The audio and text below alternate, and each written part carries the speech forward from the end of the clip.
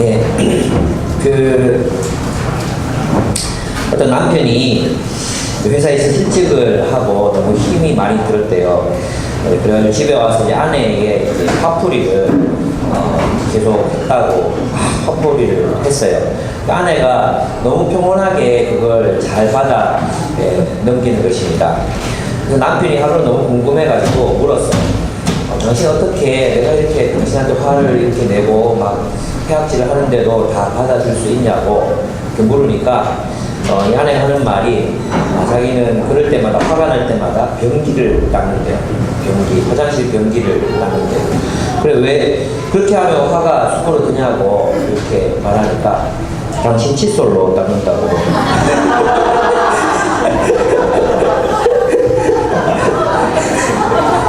예.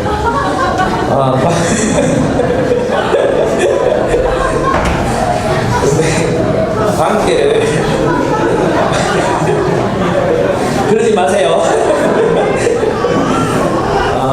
관계를 이제 깨어진 관계를 회복하는 데는 많은 대가가 지불이 돼야 되는데 특별히 관계를 깨뜨린 사람보다는 그 깨뜨림을 당한 사람 입장에서 이제 지불해야 되는 대가가 훨씬 많습니다. 그렇지 않습니까? 관계를 깨뜨린 사람이 돌아가면 되지만 그 깨뜨림을 당한 피해자의 경우에는 이제 감정도 추스려야 되고 상처도 수습을 해야 되고 그리고 또 정상적인 관계를 회복하기 위해서 뭔가 노력과 에너지를 쏟아야 됩니다. 오늘 본문에 보면 이제 하나님께서 참 상처받으신 그 하나님께서 이제 먼저 화해의 손길을 내미십니다. 그리고 그 미운 이스라엘 백성들을 향해서 나아가시고 그들과의 관계를 회복하시기 위해서 어떤 조치들을 하시는 그런 모습들을 봅니다.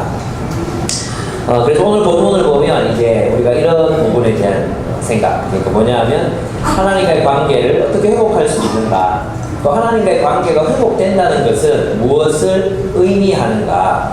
우리는 이 하나님과의 관계라는 이 말을 굉장히 오해하고 있거든요.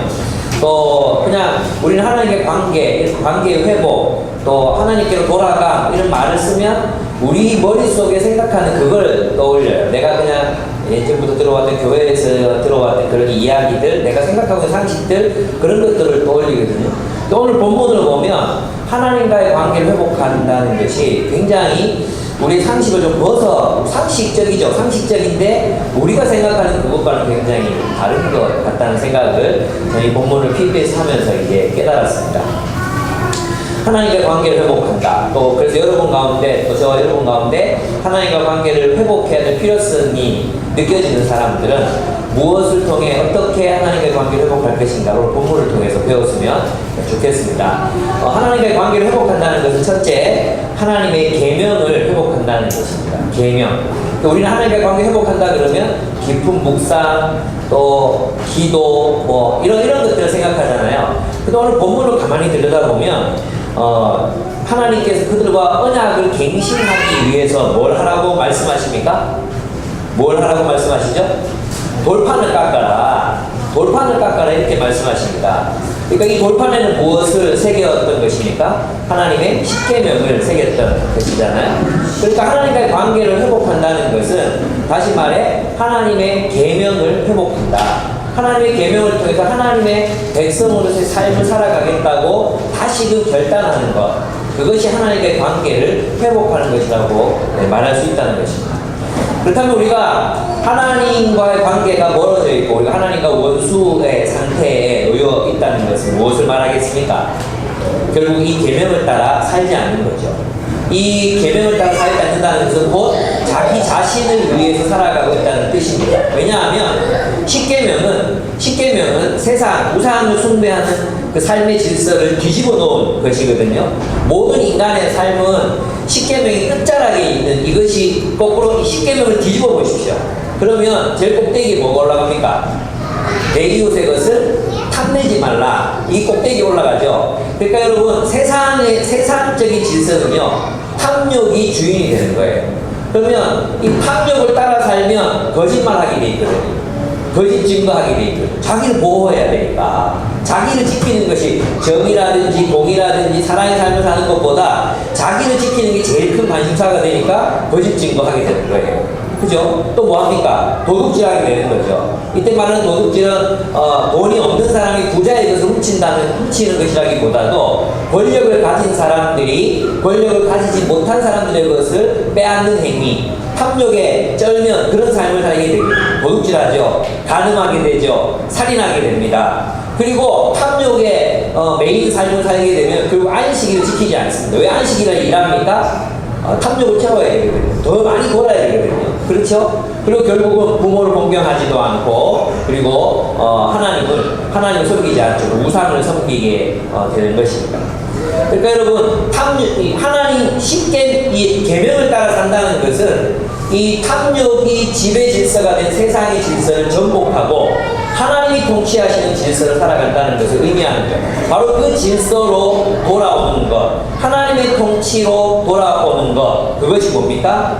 언약의 갱신이다. 하나님과의 관계의 회복이라는 것입니다. 여러분, 많은 사람들이 묵상하고 큐티하고 기도하고 금요일체라 기도를 다른 교회 같이 우리는 하지 않지만 다른 교회를 참석하고 수요예배를 참석하고 그렇게 한다고 할지라도 그들의 삶이 하나님의 말씀, 하나님의 계명에 의미하는 바로의 사랑의 계명, 사랑으로의 삶으로 돌아오지 않는다면 여전히 우리는 하나님과 원수 관계에 놓여 있을 뿐이라는 것이죠. 하나님과의 관계의 회복은 하나님의 계명의 회복을 조건으로 삼고 있습니다. 제일 먼저 하나님께서 모세에게 시키는 게 돌판 깎아라는 것입니다. 돌판 깎아. 계명, 하나님의 말씀의 통치에 순종하라는 것입니다. 그렇습니다. 그런데 이제 예수님께서 제자들을 모아놓고 내가 너희에게 새 계명을 주노니 이렇게 말씀하셨잖아요. 근데 우리는 이것을 그냥 예수의 제자로서 당연히 살아야 이렇게만 생각하잖아요. 여러분 잘 보세요. 하나님은 십계명으로 뭐 합니까? 하나님의 백성을 만드시죠. 창조하시잖아요. 그죠? 그러면 예수님께서 하시는 일은 뭐예요? 새 계명으로 하나님 나라의 새 백성을 창조하시는 것입니다. 그러니까 있잖아요. 예수님이 우리에게 새 계명을 주셨다는 것은 그냥 뭐 인류의 어떤 위대한 그런 어떤 윤리 강령, 사랑을 살아라. 너희 이기니까 사랑의 삶을 살아. 도덕적인 게 아니라 하나님의 통치, 메시아적 백성, 메시아의 백성으로서 너희는 새롭게 창조되었다. 그러니까 너희는 하나님 나라를 살아라. 이런 의미로 이제 주님께서 말씀하셨다는 것을 알 수 있습니다. 그러니까 새 언약 백성이 우리가 하나님과의 관계를 회복한다는 것은 무엇을 기억하고 돌아온다는 걸 말하는 겁니까? 새 계명을 기억하고 새 계명의 통치를 따르고 새 계명의 백성이 되는 것을 의미한다는 거죠. 그것은 탐욕을 버리고 사랑하는 공동체를 이루는 삶을 살겠다는 것을 의미합니다. 탐욕은 철저하게 자기 자신을 위한 삶입니다. 세상의 삶은 하나님과 화해하지 못하는 삶, 하나님과 원수가 된 삶은 철저하게 자기 자신만을 위해서 살아가는 삶입니다. 그러나 그 탐욕의 질서를 뒤집으면 그것은 하나님의 나라를 위해서 사는 삶입니다. 하나님을 사랑하고 내 이웃을 내 몸처럼 사랑하라는 사랑의 이중 계명을 따라 살아가는 삶, 그것이 하나님과의 관계를 회복한다는 것입니다. 하나님과의 관계를 회복하는 삶, 그것은 사랑의 삶으로의 회복인 것입니다. 그래서 이렇게 말씀하신 거예요. 바울은 이렇게 말했어요. 여러분, 이 바울의 얘기를 귀담아 들으실 필요가 있습니다. 사실 이 말씀은, 내가 지금 읽은 말씀은 고린도 교회를 향한 바울의 이야기였어요. 고린도 교회는 굉장히 그 영적 은사를 추구했던 그런 교회였습니다. 예언, 방언, 또 기적, 그리고 믿음의 어떤 능력들, 지식, 지혜, 영적 지식들, 이런 것들을 알려고 추구했고, 또 그 은사가 나타났던 그런 교회였습니다. 그런 교회를 향해서 이제 바울이 이렇게 얘기하는 것입니다. 내가 사람의 방언과 천사의 말을 할지라도 사랑이 없으면 소리나는 구리와 울리는 꽹과리가 되고, 내가 예언하는 능이 있어 모든 비밀과 모든 지식을 알고 또 산을 옮길 만한 믿음이 있을지라도 사랑이 없으면 내가 아무것도 아니요. 내가 내게 있는 모든 것으로 구제하고 또 내 몸을 불사르게 되어줄지라도 사랑이 없으면 내게 아무 유익이 없느니라. 여러분, 우리가 다시 하나님의 관계를 회복한다는 건 무슨 뜻입니까? 하나님의 통치 안에서 사랑의 삶을 살기로 결단하는 것을 의미한다는 거예요. 여러분, 그런 의미에서 하나님께로 돌아오셨습니까? 그런 의미에서 하나님과의 언약을 갱신하셨습니까? 참 부끄럽습니다, 저도. 예. 그래서 이제는 하나님의 백성이 된다는 것은 10계명의 공동체로 돌아온다는 뜻이고 새 계명의 백성이 된다는 의미라는 것입니다. 그러니까 하나님께로 돌아온다는 것은 곧 하나님의 계명으로 돌아온다 말과도 같은 것이고, 하나님 가장 중요하게, 여러분 자녀들을 보면, 자녀들 가르쳐 보면 엄마 어때서 하는 거 백날 얘기하는 것보다 엄마 말 안 들으면 화나잖아요. 그죠? 네, 하나님 말씀에 순종하는 거죠. 하나님과 관계를 회복한다는 것은 하나님의 말씀에 순종하는 사랑으로 돌아온다는 것을 의미한다는 것입니다.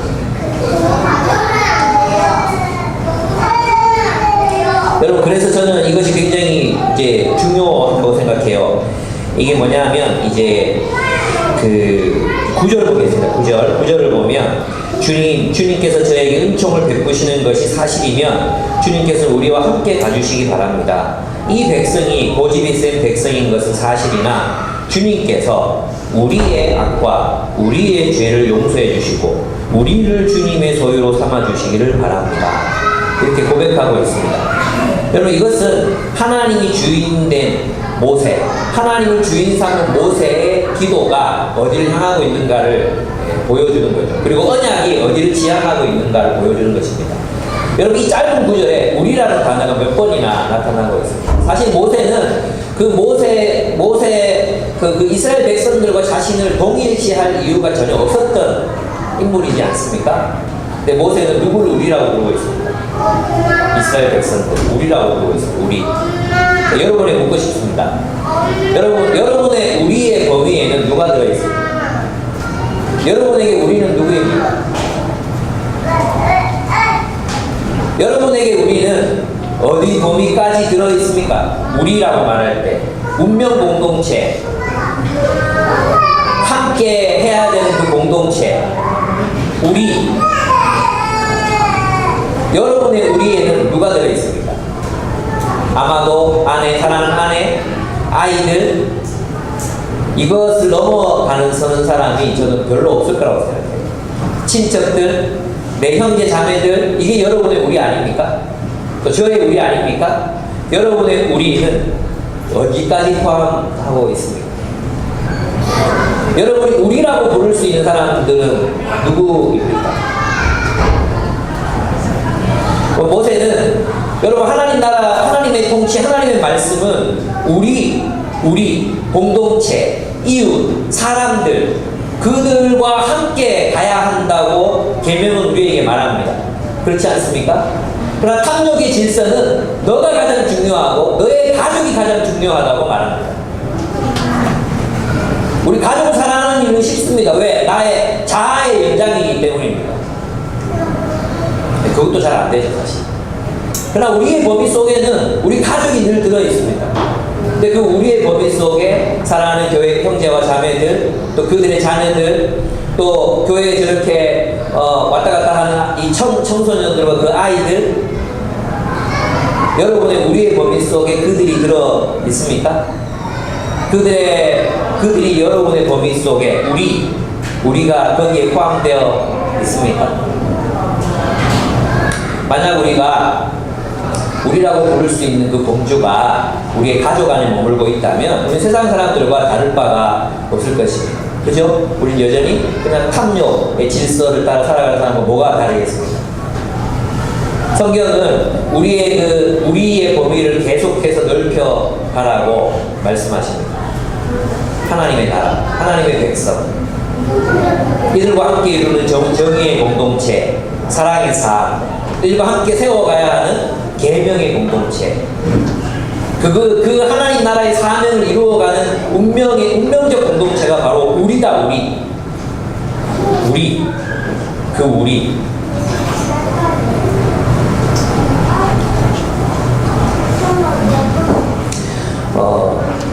그렇습니다. 주님께서는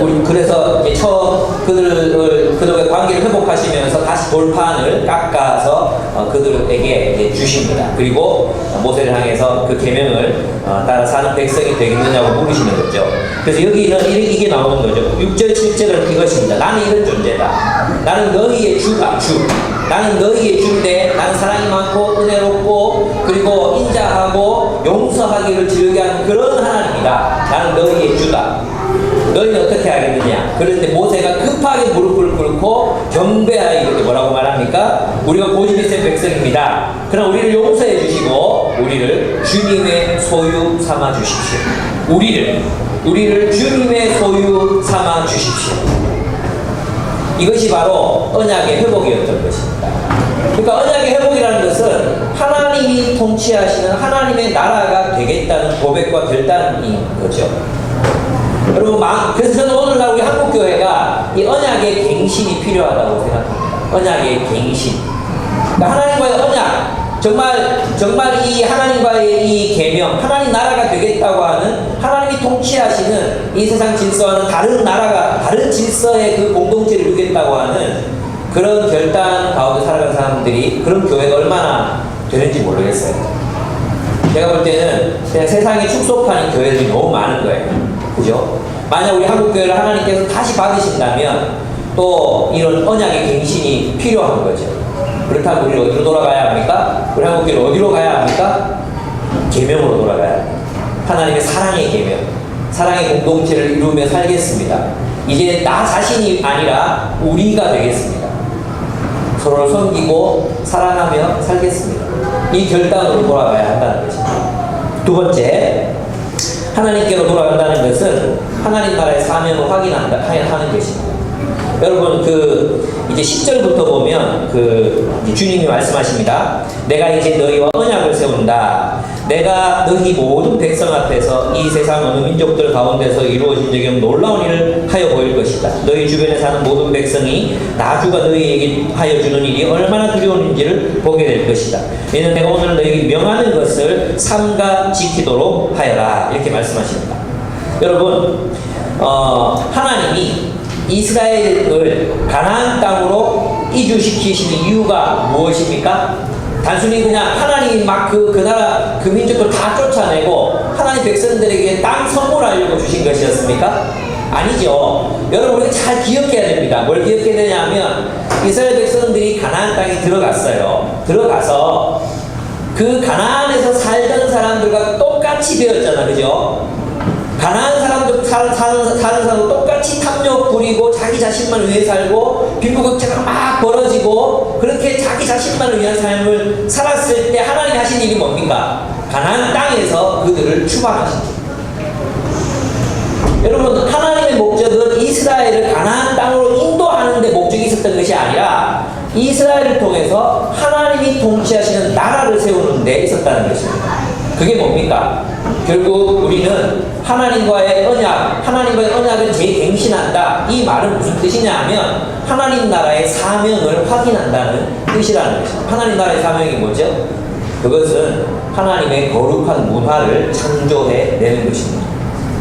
여러분, 우상을 섬기는 공동체, 우상을 섬기고 탐욕의 화신이 우상이잖아요. 늘 반복하지만 탐욕의 화신이 우상입니다. 그래서 이 우상을 섬기는 공동체가 만들어내는 문화가 있습니다. 그들이 서로 관계하는 방식이 있습니다. 또 그들의 문화를 정당화하기 위해서 어떤 지식을 공유합니다. 그리고 세뇌시킵니다. 여러분 있잖아요. 바알 신전으로 가잖아요. 사람들이 바알 신에게 예배를 드리러 가요. 그 당시 가나안 땅에서. 그럼 바알 신에게 예배를 드리면 어떻게 했는지 아십니까? 그러면 그 바알 신전에 들어오는 한 남자에게 그 세상에서 누릴 수 있는 모든 즐거움을 그 신전에서 누릴 수 있게 해줬어요. 정말 산의 진미를 대접하고 그리고 화려한 옷을 입히고 때로는 왕관도 씌우고요. 그리고 그 신전에 있는 여자들을 주었습니다. 그래서 네가 바알을 섬기면 이렇게 풍요로운 인생을 살 수 있다. 그걸 보여주었습니다. 그래서 있잖아요. 이 우상을 섬긴다 이 말은 있잖아요. 단순히 어떤 신상을 만들어 놓고 경배하고 절한다는 의미가 아니라 그들이 탐욕의 문화와 문명을 만들어 갔다는 거예요. 그럼 이제 이스라엘 백성들에게 지금 명령하시는 게 있어요. 뭡니까? 조약을 맺지 말라는 거예요. 그들과 조약을 맺지 마라. 그리고 또 해야 되는 게 뭐죠? 거기에 있는 우상을 파괴하라는 것이었어요. 신상을 파괴하라는 거예요. 여러분, 왜 파괴하라고 하겠습니까?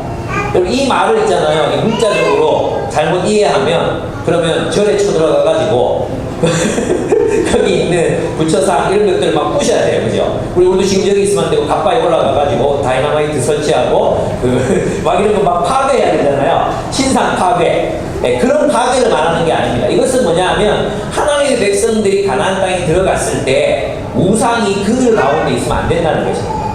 우상을 파괴하라는 거예요. 그리고 그들과 조약을 맺지 말고 그들이 사람들과 관계를 맺는 방식으로 너희 사람들과 관계를 맺지 말라는 것입니다. 세상 사람들이 탐욕의 질서 속에서 관계를 맺는 방식으로 너희가 사람들과 관계를 맺지. 이 뭡니까? 이 우상의 문화, 세상 문화를 따라 살지 마라. 그리고 어떻게 하라는 거예요? 하나님을 섬기는 하나님의 통치, 하나님이 지배하는 새로운 문화를 만들어가라는 것입니다. 문화가 뭡니까? 같은 가치관을 공유한 공동체의 삶의 양식, 그것이 문화입니다. 동일한 가치관을 공유한 사람들의 삶의 양식, 그것이 문화입니다. 그러니까 기독교는 참된 교회는 하나님 나라의 문화를 창조해낼 수밖에 없는 거예요. 여러분, 탐욕과 폭력의 질서가 만들어낸 대표적인 문화가 뭡니까?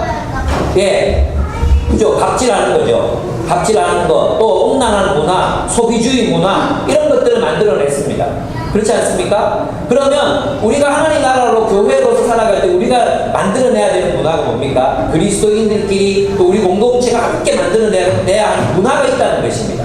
그리스도를 주님으로, 그리스도를 왕으로 섬기기 때문에 우리가 서로 관계하는 방식에서 또 우리가 함께 부르는 노래들에서 또 우리가 또 예술 뭔가 이렇게 만들어내는 그런 방식들, 우리 살아가는 삶의 방식들의 섬김과 또 이런 희생, 사랑의 문화가 우리들의 공동체 속에서 창조되고 만들어져야 한다는 거예요. 세상 사람들이 우리를 볼 때 우리는 달라야 한다는 것입니다. 우리가 만들어가는 이 문화는 그리스도의 문화, 그것은 완전히 다른 것이어야 한다는 것입니다.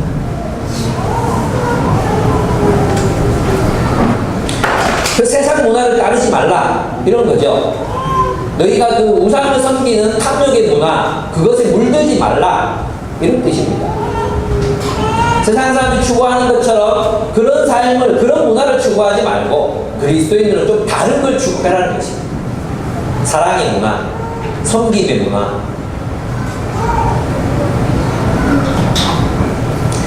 그렇습니다. 그래서 저는 이제 직장인 예배 때 그런 얘기 했어요. 결혼식 할 때마다 이제 제가 아쉬움이 너무 큰 거예요. 결혼식. 원래 결혼은 그 캐톨릭에서는 성사라고 하거든요. 캐톨릭에서는 있잖아요. 이 결혼식을 예배로 드리지 않으면 주례를 서주지 않습니다. 성사거든요. 미사예요, 미사. 결혼 미사. 이게 7가지가 있거든요. 장례, 결혼, 여러 가지가 있는데, 세례, 성찬 포함해가지고 7가지. 근데 우리 종교개혁에서 이제 이걸 다 빼긴 했죠. 근데 결혼식 할 때마다 제가 느끼는 게 뭔지 아십니까? 세상 사람들하고 너무 똑같은 거예요. 그리스도인으로 뭔가 다른 게 없는 거예요, 다른 게. 예배, 하나님에 대한 감사, 서로에 대한 축복, 그죠? 이런 것들이어야 하는데, 오로지 유일한 맛이 신분 어떻게 하면 예쁘게 보일까? 이거였어요. 신분 어떻게 하면 예쁘게 보일까? 그래서 몇 달 전부터 다이어트 하잖아요? 결혼하고 나면 또 똑같아지지만, 네. 피부 미용 받고, 또 있잖아요. 부조가 들어와요, 그죠? 그럼 부조를 쓰는 것도 다 똑같아요. 네. 또 결혼식에 사실 돈 제일 많잖아요? 그럴 때 그걸 가지고 어떻게 하나님께 감사하고 가난한 자들, 예를 들면 어떤 비그리스도인, 또 우리 어떤 형제 자매를 결혼할 때는 이제 자기 결혼식에 그 노숙자들을 초대하거나 이런 일들이 있었잖아요. 이렇게 여러 가지 다양하게 이렇게 하나님 나라를 드러낼 수 있는 그런 문화가 있을 것 같아요. 있을 것 같거든요. 근데 너무 똑같은 거예요. 심지어는 신랑이 노래 부르는 것도 똑같아요. 신랑이 노래를 부르면 찬양도 있고 정말 그리스도인을 드러낼 수 있는, 하나님 나라를 드러낼 수 있는 게 얼마나 많습니까? 세상 사람들하고 똑같아요. 내가 널 어떻게 해줄게? 너무 막 그때마다 있잖아. 좀 쉬운 느낌. 싫은 느낌이 드는 거예요. 내가 여러분 다 결혼했기 때문에 얘기하는 거예요. 그래서 이제 직장인들한테 좀 다르게 해보라고. 좀 다르게 해보라고. 교회 빌려줄 테니까 좀 다르게 해보라고. 뭐 식사 어떻게 하냐면 10분 정도 전에 토감도 있고 뭐 많잖아요. 뭐 부모님도 싫어하겠죠. 그래서 제가 단서를 달았어요. 부모님이 동의하면. 결혼식 우리만 하는 건 아니니까. 그죠? 그런데 그런 점에서 여러분, 우리가 이제 아이를 결혼시킬 때는 그때는 우리 뜻대로 안 되겠죠. 그죠? 그때는 또 애들이 마음대로 하겠죠. 좀 다르게 할 수 없을까? 이런 생각이 제 마음에 좀 들었어요. 집을 꾸미는 건 어떨까? 우리가 집을 꾸미고 이렇게 하는 것도 있잖아요. 좀 우리의 주거 문화 속에 하나님 나라가 얼마나 드러나고 있을까? 그죠? 뭐 붙이는 그림 하나, 예. 또 들려지는 노래, 음악 하나. 이런 것들로서도 기독교인다운 이런 문화가 드러나야 될 거 아니에요. 그죠? 어떻게 드러낼 수 있을까요? 여러분 고민하셔야 된다고 저는 생각합니다. 여러분 오늘날의 신전, 발터 베냐민이 그때 자본주의가 발전해 가는 그런 모습을 보면서 오늘날의 신전이 어디 있냐 이런 얘기하면서 이제 베냐민이 그런 얘기를 했어요. 이 어디인지 아십니까? 예, 백화점이 있다고 했어요. 백화점. 우리 대구의 신전이 어딘지 아시겠어요? 대구의 가장 큰 신전이 동화점에서 우리는 무엇을 배웁니까? 자본주의적 삶의 양식을 배웁니다. 어떻게 옷을 입고 어떻게 돈을 쓰고 어떻게 소비하는 건지, 또 풍요로운 삶이란 무엇인지, 진정한 라이프 스타일, 진정한 현대인의 그 생활 방식은 무엇인지 우리는 어디에서 배웁니까? 어디서 배웁니까? 집에 가면 우리가 무엇을 입어야 될지 결정해 줍니다. 어떻게 집을 데코레이션 해야 될지 결정해 줍니다. 어떤 것을 사야 될지를 결정해 줍니다. 안 그렇습니까? 그래서 거기에서 우리는 그의 백화점이라는 신전을 거니면서 우리는 무엇을 스스로에게 세뇌합니까? 돈만 있으면 나는 돈이 없구나. 나는 돈이 없어서 이렇게 불행한 인생을 살고 있구나. 나는 돈이 없어서 저것을 못 사는구나. 나는 돈이 없어서 이렇게 불행하구나. 내가 결국 이렇게 불행한 것은 돈 못 버는 남편을 만나서 그런 것이다. 이런 결론을 내린 백화점이에요. 신전이, 우리들의 신전이죠.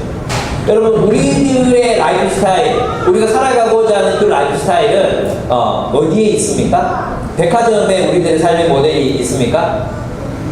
예수님께 있습니까? 저는 정말 저 자신에게도 요즘 이제 계속해서 묻게 되는 질문이에요. 나는 무엇을 추구해야 될 것인가? 역류하는 인생을 살았던 사람들이 있습니다. 장기려 박사님, 김요한 장로님, 또 누구죠? 강아지똥, 예, 권정생 선생님, 이런 분들 역류하는 인생을 사셨습니다. 우리는 생각하는 게 그런 거예요. 왜 꼭 돈이 생기면 더 비싼 집을 가야 되죠? 왜 돈이 있으면 더 큰 집에 살아야 되는 거죠? 거꾸로 하면 안 됩니까? 내가 지금 이렇게 극단적으로 말하는 거예요. 여러분이 뭐 제가 볼 때는 필요 이상으로 우리가 더 많은 것들을 가지고 싶어 하고 그러지 않습니까? 어떻습니까? 예수님이라면 어떻게 사셨겠습니까? 예수님이니까 그렇게 사셨지, 이렇게 생각합니다. 우리의 신전은 과연 우리가 경배하시는 그 하나님은 성경에 있는 하나님입니까? 아니면 왜 계시는 그 하나님? 황금 송아지 하나님. 너의 욕망을 마음껏 분출해라. 우리의 예배당은 어디에 있습니까? 우리가 정말로 우리의 일상의 삶 속에서 영향을 받고 있는, 우리의 삶에 진짜 깊이 있게 영향을 주는, 우리의 욕망을 구성하고 우리의 욕망을 형성하는, 우리의 욕망을 만드는 그 예배당은 어디에 있습니까? 우리가 그런 문화를 만들어가고 있습니까? 아니면 백화점에서 우리는 우리의 라이프 스타일을 결정당하고 있습니다. 온갖 세상에 쇼핑몰들 있습니다. 네, 그렇습니다. 우리의 라이프 스타일은 과연 이 세상을 역류하는 라이프 스타일, 하나님이 원하시는 그런 라이프 스타일 우리 살아가고 있는지 모르겠습니다. 네, 그렇습니다. 압니다. 여러분 검소하게 사는 거 압니다. 여러분 집에 가면 아무런 데코레이션 없는 것도 압니다. 꼭 필요한 것들만 산 것도 압니다. 그래서 여러분 정말 근검 제작해서 살아가고 계신 거 압니다. 또 근검 제작 안 하면 못 사는 것도 압니다. 살 수 없잖아요. 우리 집도 그러니까 그렇습니다. 근데 문제는 뭔지 아십니까? 우리는 그저 아끼고만 있다는 것입니다. 그저 아끼고만 있어. 우리 아끼는 이유가 뭐죠? 우리가 검소하게 사는 이유가 뭐죠? 하나님 나라 살려고 하는 거 아닙니까? 하나님 나라를 살기 위해서 검소하고 아끼고 그렇게 하는 거 아닙니까? 구제하고 이러는 거 아닙니까?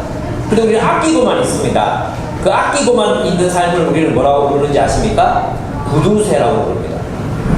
스크루지라고 부릅니다. 그것과 우리 뭐가 다르죠? 네, 어떤 사람은 이렇게 생각할지 모릅니다. 지금 나누기는 돈이 너무 작고 많이 모아가지고 좀 이렇게 대빵을 한번 굴려보겠다고. 네, 우리를 부자로 만드시는 분은 하나님입니다. 하나님. 부자 되는 과정을 보면요, 뭐 이렇게 그렇게 안 됩니다. 부자 될 사람은 이미 그냥 됩니다. 그냥 운빨로 되는 겁니다. 운빨로. 네, 부자들한테 물어보십시오. 네. 왜 우리는 안 됩니까? 운이 없잖아요. 부자 됐으면 또 어떡합니까? 또 하늘 뜻대로 살아야죠. 네. 여러분, 이게 있는 대로, 없는 대로, 있으면 있는 대로, 없으면 없는 대로 나눴으면 좋겠습니다. 그리고 또 우리의 품을 좀 넓혔으면 좋겠습니다. 저는 우리 작년부 멤버들 정말 좋아하거든요. 이렇게 형편이 이렇게 우리보다 올때 이런 건 없습니다. 근데 언제나 막 이렇게. 하여튼 나는 너무 감사한 게 뭐냐면, 언제나 나누려고 하시는 거, 언제나. 뭐라도 있으면 이제 나누고, 뭐라도 있으면 나누고. 어떨 때는 내가 목사인데 참 부끄럽다 이런 생각이 들 때가 있어요. 예. 우리 교회 더 올라가시죠, 여러분들. 그죠? 우리 안에 그런 나눔이 있었으면 좋겠다 이런 생각이 들고, 또 우리의 좀 관심의 폭들을 넓혀갔으면 좋겠다 그런 생각이, 여러분 잘하고 있습니다. 잘하고 계십니다. 근데 성경에도 늘 그랬지만 너희가 사랑하는 걸 한다, 그럼 더 열심히 하자 그랬잖아요. 여러분 그렇게 격려하고 싶은 마음이 되게 있습니다. 그리고 우리가 세상에 어디에 영향을 받고 있느냐, 우리의 그 의식과 무의식 한번 돌아보자는 것입니다. 나는 여기 보면 세상과 조약을 맺지 마라, 언약을 맺지 마라. 그들이 너희 데려다가 우상 숭배하게 하면 어떡하냐. 하나님의 그 걱정이 있지 않습니까?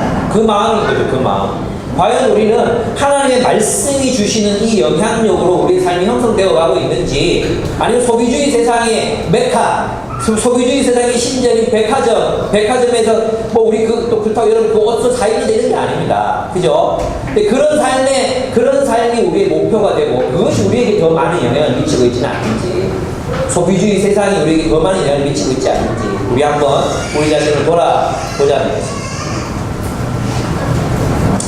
그렇습니다. 그래서 세상의 문화를 따르지 마라. 신들을 음란하게 따르지 말고, 우상 숭배가 만들어가는 그런 문화를 그들이 초대한다고 해서 초대받지 말라는 것입니다. 같이 와서 이거 같이 재물 먹고 같이 즐기자 하지 말라는 것입니다. 하나님 나라 백성으로 살아가라는 것입니다. 앞으로 이제 우리는 자녀들을 양육하는 것에서 큰 시험을 받게 될 것입니다. 그래서 저는 우리 아버지들의 이제 과제가 이거였다고 생각해요. 어떻게 하면 우리의 자녀를 예수의 제자로 길러낼 것인가. 예. 우리 아버지와 어머니들의 이제 과제가 이거예요. 우리 아이들을 그냥 공부 잘하는 아이를 키우는 게 아니라 어떻게 예수의 제자로 기를 것인가. 예수의 제자로 기를 것인가. 이것이 우리의 목표가 돼야 돼요. 그냥 단순히 그저 성경 암송하고 저는 그런 게 있잖아요. 유대 교육한답시고 이제 막 이렇게 하면서 알고 보면 돈 많이 버는 방법, 좋은 학교 가는 방법, 그런 것들로 결국은 다 가고 있는 많은 대안학교들 알고 있지 않습니까? 저는 우리가 똑같은 유혹을 받을 수 있다고 생각합니다. 중요한 것은 성경을 암송하고 성경을 공부하고 이게 문제가 아니라 성경을 살게 하는 거 아니겠습니까? 저는 참 이해가 안 되는 게 뭐냐 하면, 그 성경을 가르치다 보면 우리가 계속 공부하다 보면 느끼는 게 뭡니까? 끊임없이 성경을 나누고 함께하고 이런 삶을 얘기하고 있지 않습니까? 근데 부모들이 막 진짜 이렇게 상향성의 삶을 살면서 아이들에게는 성경 암송시켜요. 네. 성경을 몇 장을 암송했다는 걸 기뻐요. 근데 부모들의 삶을 보면 전혀 그렇지 않거든요. 그저 세상에서 상향성을 추구하고 있어요. 그 상향성을 위해서 저 아이를 교육하고 있는지도 몰라요. 유대인들이 이렇게 교육시키니까 유대인들이 부자가 되고 세상의 지배자가 됐다. 얘들도 그렇게 교육시켜서 세상의 지배자가 되게 하는 것이 목표인가? 이런 생각이 들 때가 있어요. 여러분, 우리는 우리의 아이들을 예수의 제자, 예수 그리스도의 제자로 길러야 합니다. 그러면 지금부터 있잖아요. 좀 아버지들이, 어머니들이 이제는 말로 가르치는 게 아니에요. 삶으로 가르치는 삶으로. 여러분이 어떤 선택을 할 때, 어떤 물건을 사서 또 누군가 다른 사람과 나누기 위해서 어떤 일들을 할 때 자녀들이 그걸 보고 배우는 것입니다. 그걸 보고. 우리 엄마는 장을 봐도 누구랑 같이 먹을 거 같이 먹다. 뜨개질을 해도 나누기 위해서 뜨개질을 한다. 우리 아버지가 어떤 걸 결정할 때는 하나님 나라가 중심에 있다. 우리 부모가 뭘 결정할 때는 자기 자신들이 잘 살기 위해서 뭘 결정하지 않는다. 이런 거. 모든 게 하나님, 여러분이 싸우고 화해를 할 때도 우리 부모님들은 자신의 욕망을 따라 하는 게 아니라 하나님이 가장 중요하다. 이게 이제 여러분의 삶을 통해 보여줄 것입니다. 그런 의미에서 우리의 자녀들을 예수의 제자로 우상에 물들지 않는, 여기 본문에 보시죠. 하나님이 가장 두려워하시는 게 뭡니까? 16절에 보면은 또 너희가 너희 아들들을 그들의 딸들과 결혼시키면 그들의 딸들은 저희의 신들을 음란하게 따르면서 너희의 아들들을 꿰어 자기들처럼 음란하게 그 신들을 따르게 만들 것이다 하는 것입니다. 여러분, 우리의 자녀들, 정말 우리 한국교회가 실패한 2세, 우리 한국교회가 우리의 자녀들을 그리스도의 사람으로 길러내지 못했지 않습니까? 우리는 다시 이런 실수를 하면 안 됩니다. 우리의 자녀들을 정말 예수의 제자로 길러내었으면 좋겠어요. 가치관을, 기독교적인 가치관을 양육하고 가르쳤으면 좋겠어요. 제가 요즘 하고 있는 게 이제 우리 딸내미 남자친구랑 같이 모아 성경 공부하는 거잖아요. 재밌어요. 이게 본이 됐으면 좋겠다 이런 생각이 들어요. 여러분이 나중에 있잖아요. 여러분 우리 보면서 좀 그렇죠. 안 됐다 안타까운 생각하는 근데 지금 굉장히 좋아요. 하나님을 알아가는 마음이 있고요. 둘 아이가 함께 하나님을 알아가는 게 시너지가 나거든요. 근데 제가 제 삶을 여러분의 모범으로 보여주십니다. 만약에 도유가 남자친구가 생겼어. 고등학교 때. 그럼 자기지 마라. 이게 한다고 인간적이 되는 게 아니잖아요. 그리고 어떻게 하느냐. 아버지가 불러. 남자아이를 불러. 그리고 네가 우리 딸아이와 교제를 하려면 나랑 제자 훈련을 해야 된다. 얘기하는 거예요. 그리고 매주 만나가지고 제자 훈련을 하는 거죠. 얼마나 멋있습니까? 결혼을 하려면 너는 내 제자가 해야 된다. 이렇게. 와. 여러분 그런 아버지 되셨으면 좋겠어요. 여러분 아들들이 있잖아요. 여기 딸내 누구 사귄다 그래요. 그럼 불러다가 가르쳐야 되는 거죠. 네. 그래서 니네가 알아서 해. 이게 아니라 영적인 거장으로 딱 서가지고 쟤들이 나를 얼마나 존경하는지 아십니까? 다 이렇게 가르쳐주면 막 그냥 스펀지가 막 물바람 피듯이 막 흡수한다는 막 느낌입니다. 네. 오늘 또 이제 또 해야 됩니다. 돈도 많이 들고 그렇지만 해야 됩니다. 근데 재밌어요. 네. 이게 나중에 혹시 결혼을 하면 이 장인 어른을 얼마나 존경하겠습니까? 제가 좋은 팁 하나 알려드렸습니다. 여러분 자녀들을 제자로 세워가시기 바랍니다. 네, 이제 마지막으로 그래서 이제 기독교 문화를 만들어가는 일에 있어서 이게 이런 것 같아요. 우리가 성경의 시와 찬미와 신령한 제사로 서로 화답하라 그랬잖아요, 그죠? 이런 문화를 우리가 좀 만들어갔으면 좋겠다. 여러분 글도 쓰시고 좀 찬양도 작곡도 하고 노래도 하고 또 그림 좋아하시는 분들은 또 이런 그림도 좀 그리고 우리 교회 안에 양육뿐만 아니라 이런 또 라이프스타일뿐만 아니라 다양한 문화들이 그리스도 안에서 이렇게 개발이 되면 좋겠다 그런 생각을 합니다. 그래서 이번에 우리 수련회 가면 또 찬양제도 하고 막 그러거든요. 그럴 때 우리 또 함께 노래하고 또 그랬으면 좋겠습니다. 마지막으로 이제 우리 하나님께 돌아간다는 것, 하나님과 관계를 회복한다는 것은 기억하고 예배하는 공동체가 되는 것입니다. 기억하고 예배하겠습니다. 하나님, 내가 하나님과 관계 회복한다는 게 뭐냐면 하나님 나를 구원하신 그 구원을 기억하겠습니다. 이게 본문에 보면 무교절 지키라 그러잖아요. 무교절. 6월절에 있었던 일이죠. 첫 태에서 처음 난 것들은 나에게 바치라 그러잖아요. 이것도 6월절에 있었던 일이잖아요. 그것을 기념하는 일이거든요. 그러니까 그리스도의 삶은 기억해야 합니다. 기억. 우리의 구원을 항상 기억해야 합니다. 우리가 어떤 상태로부터 구원받았는가, 우리가 탐욕과 폭력의 질서의 애국으로부터 이집트로부터 어떻게 구원을 받았는가, 하나님이 우리를 어떻게 구원하셨는가, 이것을 항상 기억하고 있어요. 이 기억이 우리를 예배로 이끄는 것입니다. 여러분, 이걸 잊어버리니까 우리가 누군지를 자꾸 잊어버리는 것입니다. 우리가 어디에서 나왔는가, 우리는 세상으로부터 나왔거든요. 세상으로부터 구원을 받았지 않습니까? 그래서 우리는 항상 이것을 기억해야 합니다. 그리고 두 번째는 19절입니다. 19절. 태를 처음 열고 나온 것은 모두 나의 것이다. 이게 무슨 뜻입니까? 모든 생명은 나의 것이라는 것입니다. 모든 생명은 나의 것이다. 무슨 뜻이죠? 우리의 삶을 하나님 앞에 헌신해야 한다는 것입니다. 우리가 하나님께 드렸다는 것은 우리의 모든 삶을 하나님 앞에 드렸다는 것을 의미합니다. 헌신하라는 것이죠. 하나님 나라의 사명에 헌신하라. 세 번째, 21절에서 24절입니다. 이제 여기서는 시간을 드리라는 거죠. 시간. 여러분 있잖아요. 이제 여러분이 한번 잘 관찰해 보세요. 21절에 보십시오. 너는 엿새 동안 일을 하고 1인 날에는 쉬어야 한다. 밭갈이 하는 철이나 거두어 드리는 철에도 쉬어야 한다. 이렇게 말해요. 여러분 이 맥락을 살펴보세요. 맥락을 22절 77절 수장절 지켜야 한다. 이렇게 얘기해요. 77절 수장절. 이건 뭐냐 하면 추수를 기념하는 날들이거든요. 그죠? 뭐가 관련돼 있어요? 노동과 관련돼 있어요. 노동. 안식이 77절 수장절 다 노동과 관련돼 있죠. 또 하나 나옵니다. 23절 보세요. 너희 가운데 남자들은 모두 한 해에 3번 있어야 하나님 나 주 앞에 나와야 한다. 내가 문민족을 너희 앞에서 쫓아내고 너희의 영토를 넓히게 너희가 한 해에 3번 주 너희 하나님을 뵈려고 올라올 때 아무도 너희의 땅을 점령하려 하지 않을 것이다. 여러분 보십시오.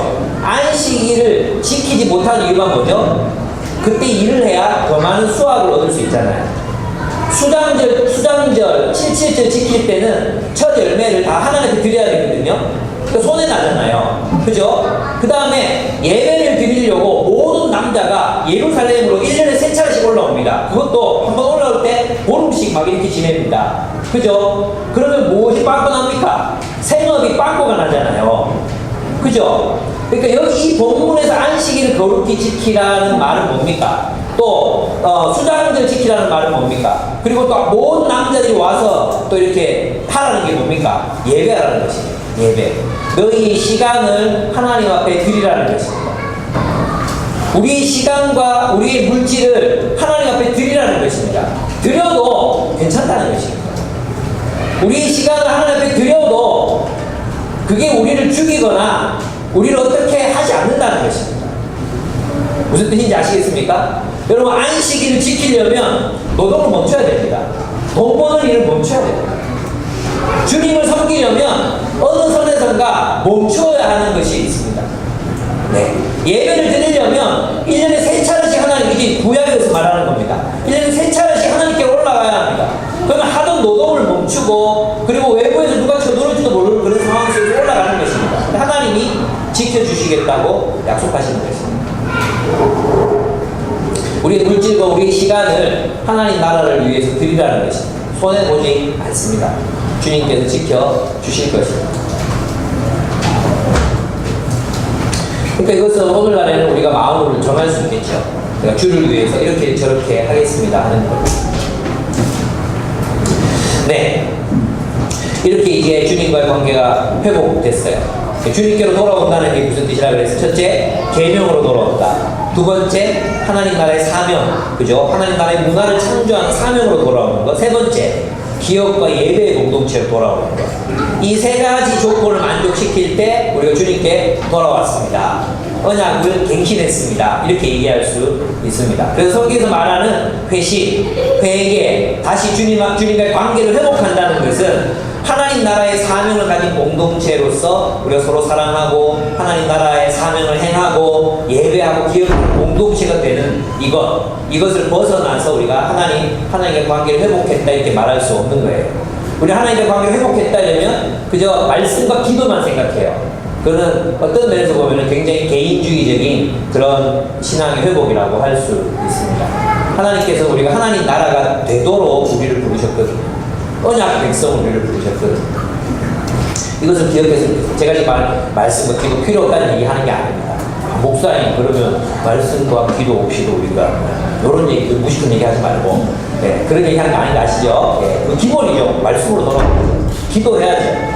그러나 그것이 우리의 하나님 나라 공동체, 하나님 나라의 백성이 되는 삶, 그것과 괴리되어 있으면 우리는 하나님께 돌아온 게 아니라 여전히 하나님과 원수 상태에 있습니다.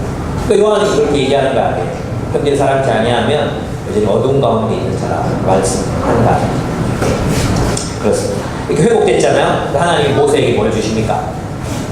빛을 주셔요. 빛을. 이게 뭐냐? 모세 얼굴에서 빛이 나는 거야. 이게 뭐냐? 하나님 임재가 회복된 거죠. 하나님 임재가 회복된 공동체의 모습, 대표로 공동체 그 모습을 보여주는 것입니다. 근데 정말 저는 이게 모세에게서 이 중요한 점이 뭐냐면 34절이 나온다고 생각해요. 34절 한번 보겠습니다. 33절 보겠습니다. 모세는 그들이 하던 말을 마신 자기 얼굴을 수건으로 가렸다. 그러나 모세는 주님 앞으로 들어가서 주님과 함께 말할 때는 수건을 벗고 나올 때까지 쓰지 않았다. 나와서 주님께서 명하신 것을 이스라엘 자손에게 전할 때에는 이스라엘 자손이 자기의 얼굴에서 빛이 나는 것을 보게 되므로 모세는 주님과 이야기를 들어갈 때까지 다시 자기 얼굴을 수건으로 가렸다 이렇게 얘기해요. 여러분 모세는 자기 얼굴에 빛을 보여주고 싶고 나 같은 거 있잖아요. 저를 보여주고 싶을 것 같아요. 제가 주님 임재 가운데서 이렇게 깊이 교제하고 그리고 얼굴에서 막 광채가 나. 그러면 설교하러 올라올 때 이렇게 보여주고 싶어.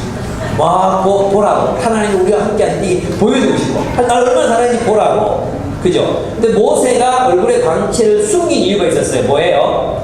말씀 때문이었어. 그들이 모세의 얼굴에 나타나 있는 광채를 보고 말씀을 듣지 않을까 두려워서 얼굴을 가리고 말했던 것입니다. 여러분 이것이 얼마나 중요한지 모릅니다. 오늘날 우리는 하나님을 만나고 싶어 하잖아요. 하나님 만난 증거를 막 이렇게 막 신비적인 그런 것들을 드러내고 싶어 하잖아요. 근데 모세는 그것을 감추었습니다. 무엇 때문에요? 여호와의 말씀 때문이었습니다. 그들이 자기 얼굴에 드러난 광채를 보고 하나님 그 모세를 통해 전달해 주시는 그 말씀에 귀를 기울이지 않을까 두려웠던 것입니다. 여러분 처음과 끝이 무엇으로 연결됩니까? 하나님의 말씀의 공동체가 되는 것, 그것이 하나님과의 관계 회복의 가장 근본입니다. 여러분 그래서 PBS를 다시 회복하셔야 됩니다. 여러분 주일날 집에 가면 제가 집에 가면 제일 먼저 하는 일이 뭔지 아십니까? 다음 본문을 읽는 것입니다. 35장 읽어요. 집에 돌아가면 저는 여러분 그런 습관을 가지셨으면 좋겠어요. 왜 집에 돌아가자마자 35장을 읽으세요. 35장부터 이제 30 몇 장입니까? 9장까지인가? 4장이잖아요? 요거 끼워 넣기로 했거든요. 근데 여기 얘기할 게 정말로 많아요. 진짜 많거든요. 네, 그걸 여러분이 읽으셔야 돼요. 그리고 월요일 묵상하셔야 돼요. 틈날 때 설거지 하면서 차 타고 가면서 걸어가면서 저는 있잖아요. 쓰는 거는 사실 얼마 안 걸려요. 설교문을 쓰는 데는 2시간도 안 걸려요. 놀랐죠? 설교를 쓰는 데는 오래 하다 보면 금방 써져요. 근데 있잖아요. 저는 일주일 내내 묵상해요. 주일날 가면 35장부터 계속 읽고 계속해서 생각해요. 계속 생각해요. 걸어가면서 자전거 타고 가면서 사람들 만나면서 계속 생각해요. 저는 여러분이 그렇게 말씀을 좀 회복했으면 좋겠다는 생각이 들어요. 예. 자리를 꼭 잡고 앉아가지고 이렇게 찾는 것도 중요하지만 여러분의 일상을 하나님의 말씀의 지배 가운데서 살아가는 거, 말씀에 창념하라 그랬잖아요. 그죠? 옛날에는 뭐 노트도 없고 필기도구도 없어가지고 얼마나 비쌌겠습니까? 못 줬잖아. 그러니까 이 말씀에 창념하라 그랬거든요. 말씀을 아예 머릿속에 집어넣고 계속 이 되뇌이는 거죠. 이 개가 이 뼈다귀 가지고 놀듯이 우리 머릿속에서 계속 하나님 말씀을 가지고 놀아야 되는 겁니다. 그래야 여러분의 삶이 그 말씀의 창념에 있다 보면은 일상생활에서 어떤 일들이 탁 부딪혀 오잖아요. 그럼 그 말씀이 해결해 주는 거예요. 그 말씀이 있잖아요. 그 내가 경계되는 그 문제에 대한 하나님의 음성을 들려줘요. 그럼 저는 여러분이 이런 경험을 했으면 좋겠어요. 이 하나님 말씀을 계속 묵상하고 살다 보면 분별이 일어나는 거예요. 분별이. 이 말씀을 통해서 아 이건 이렇게 결정해야 되는 거구나. 이렇게 분별이 일어나는 거예요. 예, 우리 한번 얘기했죠. 우리 현은이가 교통사고가 났어요. T자에서 차에 박혔어요. 그 큰 고급차에 박혀가지고 날아갔어요. 날아가지고 구불렀거든요. 그래가지고 이게 다 까져서 돌아왔더라고요. 100만원짜리. 이거 딱 이제 입원시키면은 최소 100만원. 근데 우리 그렇게 안 했거든요. 왜 그렇게 안 했는지 아십니까? 계속 묵상하는데 하나님 그렇게 하지 말라는 거예요. 그리고 뭐 보험 처리 안 하면 어떻게든 뭐 이렇게 경찰에 어떻게 하고 그렇게 할 수 있잖아요. 근데 생각해보니까 이 사람도 되게 억울하겠다 싶은 거예요. 아, 갑자기 툭 튀어나와가지고 박았거든요. 근데 회장님한테 뭐 많이 안 다쳤냐고 그러니까 안 아프냐고 안 아프대요. 왜 안 아프냐 그러니까 바뀔 때 자기가 페달을 발로 밟고 붕 날라가지고 낙법을 했기 때문에 자기 괜찮대. 그러면서 그 다음날 또 하는 말이, 야, 아빠 왜 나 대단한 것 같아. 뭐가? 그때 그 순간에 내가 어떻게 낙법을 할 수 있었을까? 자법 제가 누구 닮은지 모르겠어요. 엄마 닮았지. 그랬거든요. 그래 뭐 괜찮더라고요. 그래서 제가 우리 아내도 기도하면서 그런 생각이 들었어요. 아, 그래서 그냥 넘어가자. 그래서 이제 전화 안 했는데 그 보험 처리 해달라니 보험 처리를 안 해주는 거예요. 보험 처리는 가끔가다 왜 안 해줍니까? 보험 처리 해주세요 그랬거든요. 안 해주려고. 그래서 제가 너무 좀 화가 났지만 참고 좀 기다리면서 생각을 해봤어요. 무슨 일 때문에 이거 안 해주려고 그러나 이런 생각이 나요. 뭐 사정이 있는 것 같다. 뭐 후봉차든지 아니면 뭐 정부차든지 뭐 하여튼 뭔지 그래가지고 혹시 무슨 사정이 있냐고 그래 번호판을 전화 바꿔놓은 거예요.